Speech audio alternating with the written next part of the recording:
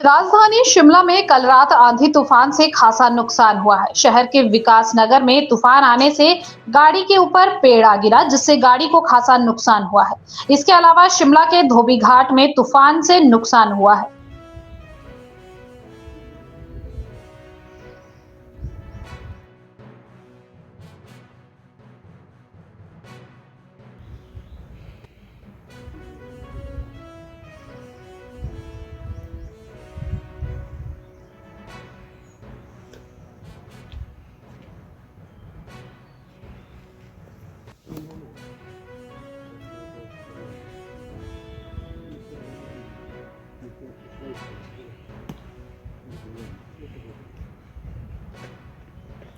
पेड़ ऊपर से गिरा था।